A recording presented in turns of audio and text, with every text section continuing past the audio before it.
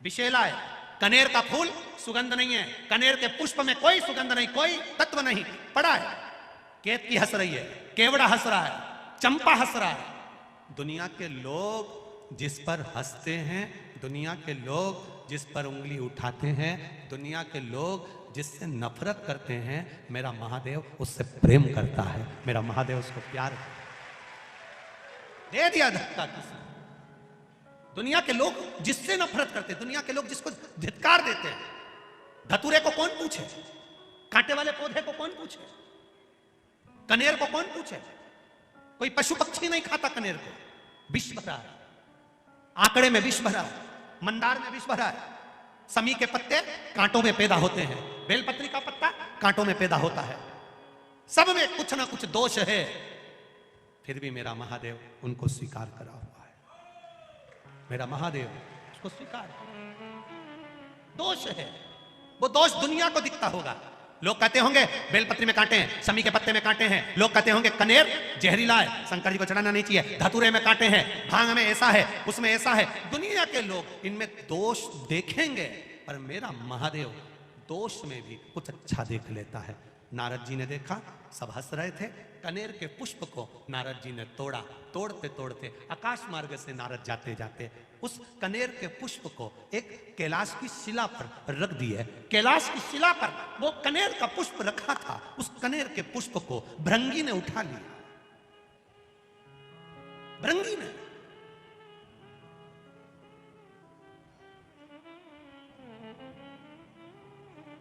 और भृंगी उस कनेर के पुष्प को उठा लेता है।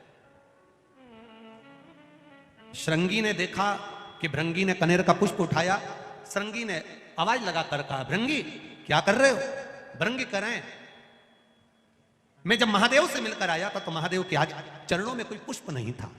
देवादिदेव महादेव के श्रृंगार में कोई पुष्प नहीं था। श्रृंगी ने कहा, यह पुष्प में सुगंध नहीं है, इसीलिए इसको कोई देवता स्वीकार नहीं करते। भृंगी ने कहा, शमशान की राख मनुष्य के कपड़े पर लग जाती है तो मुर्दा जलाकर आने के बाद नहाना पड़ता है। वो शमशान की राख महादेव पर चढ़ जाती है तो वो भी पैकेट में बंद होकर लाखों की बिक जाती है। शमशान की राख मनुष्य के कपड़े पर लग जाए तो उसको शमशान से आकर नहाना पड़ता है। वो शमशान की राख महादेव पर चढ़ जाए तो वो भस्मी बन जाती है। शरीर पर महादेव के लगने के बाद चपटी भभूत में है खजाना कुबेर का, उसकी भस्म से भी कुबेर का खजाना झड़ता है।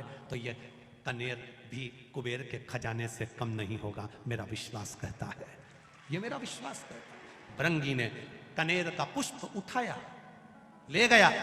श्रृंगी दुमदुमी बजा रहा है।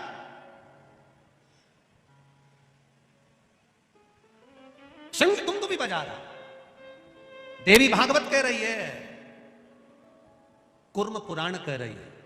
कुर्म पुराण का 24वां अध्याय कह रहा है, भृंगी ने पुष्प उठाया और श्रृंगी दुमदुमी बजा रहा है।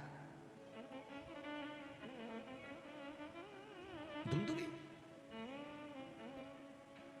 अब जैसी दुमदुमी बजना चालू हुई तो पूरे कैलाश में चर्चा हो गई। ऐसा लग रहा है कि कुछ जरूर हुआ है। इतनी दुमदुमी बज रही तो जरूर कुछ हुआ है। अब हुआ क्या है पता करो।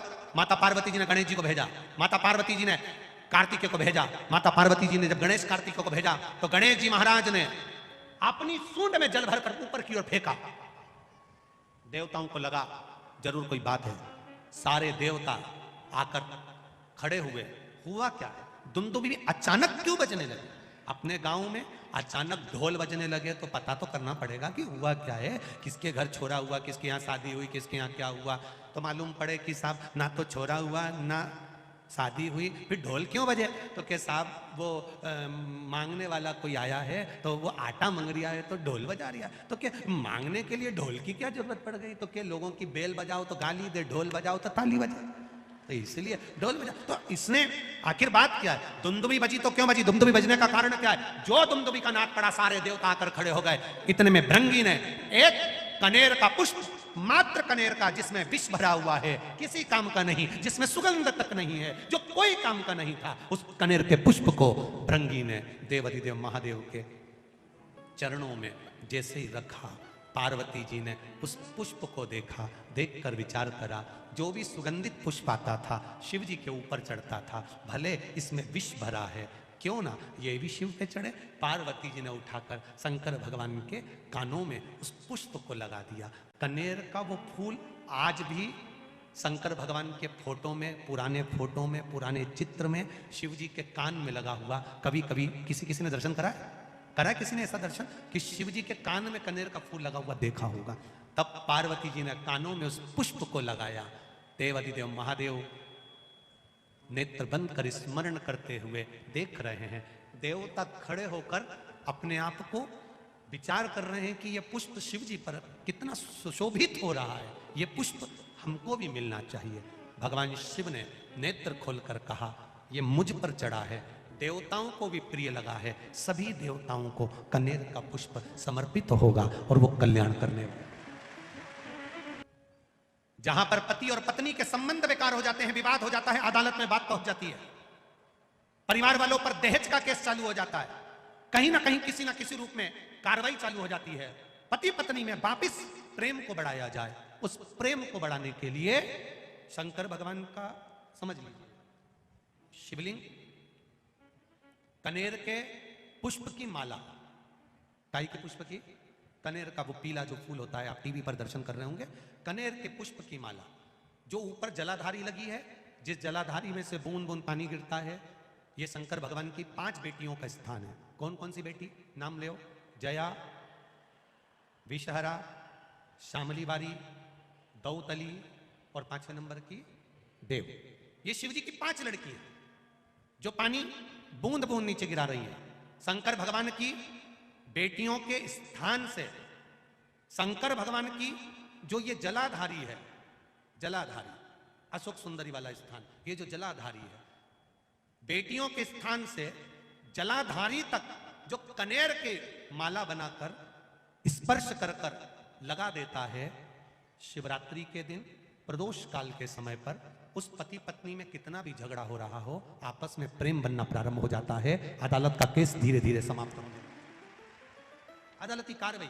यहां तक कहा गया कनेर का पुष्प, भाई भाई में विवाद हो रहा हो, जमीन के लिए विवाद हो रहा हो, किसी प्रॉपर्टी के लिए विवाद हो रहा हो, या किसी अन्य विवाद में पड़े हुए हो, या तुम्हारे दुश्मन बढ़ रहे हो, तो भी कनेर का पुष्प शिव को समर्पित किया जाता। कनेर का पुष्प सुख प्रदान।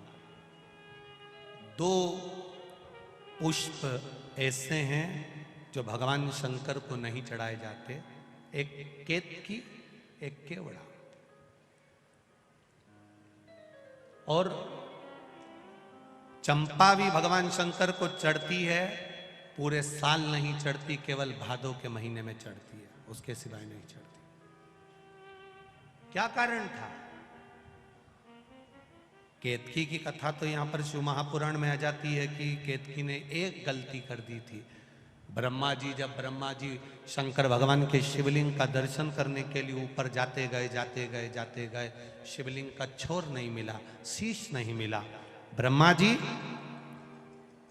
गौ माता को लेकर आ गए, गाय चलो पृथ्वी पर चलकर भगवान विष्णु के सामने कह देना कि ब्रह्मा जी को छोर मिल गया। गौ माता ने कहा मैं झूठ क्यों बोलूं? ब्रह्मा जी ने कहा तुझे एक रोटी दिलाऊंगा, प्रत्येक घर से तुझे खाने को रोटी मिलेगी। एक रोटी के चक्कर में गौ माता ने झूठ बोल दिया भगवान विष्णु के सामने। केवल एक रोटी के लिए गाय झूठ नहीं बोल रही, एक रोटी के लिए संसार का मनुष्य भी झूठ बोलता है, दिन भर झूठ बोलता है।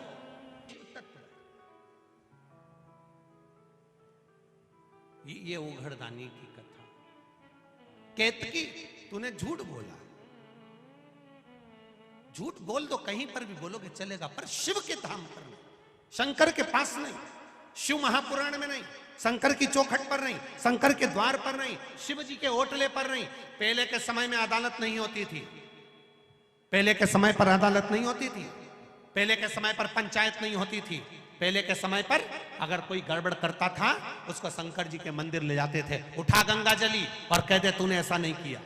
केवल शंकर के मंदिर ले जाकर बिठा देते, उठा गंगा जली, तूने ऐसा करा कि नहीं करा, उठा गंगा जली, तू ये बोला कि नहीं बोला। क्यों? क्योंकि शंकर के मंदिर में अगर झूठ बोला जाता है तो जिंदगी पूरी नरक से बदतर, बुढ़ापा सड़ सड़ के निकलता है। केतकी सारे देवताओं पर चढ़ेगी, शंकर पर कभी नहीं चढ़ेगी।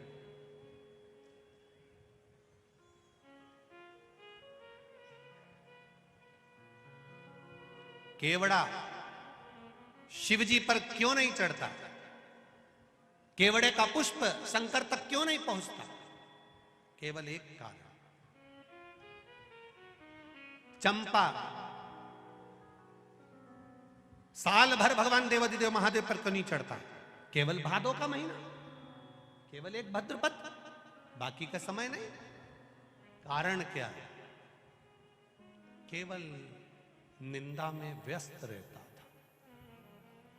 केवड़ा और चंपा दोनों का एक ही काम था, दिन भर केतकी की निंदा में लगे रहते थे। आप सबसे एक निवेदन है, कोई गलती करे, कोई गलत काम करे, उसने करने वाले ने कर दिया, हम क्यों उसकी निंदा करें? हम पंच पुष्प में से दूसरे नंबर का पुष्प है। पहले नंबर का कौन सा था? कल कथा में वर्णन किया था, कौन सा? पारिजात, हार श्रृंगार जिसको बोलते। दूसरे नंबर का है कनेर, जो जहर से परिपूर्ण है। पीला कनेर, टीवी के माध्यम से आप दर्शन कर रहे होंगे, फेसबुक यूट्यूब पर कथा को सुन रहे हैं तो उस पर देख रहे होंगे। एलसीडियां जो लगी हुई हैं, एलईडियां, उस पर भी आप लोग आराम से दर्शन कर रहे होंगे। पीला कनेर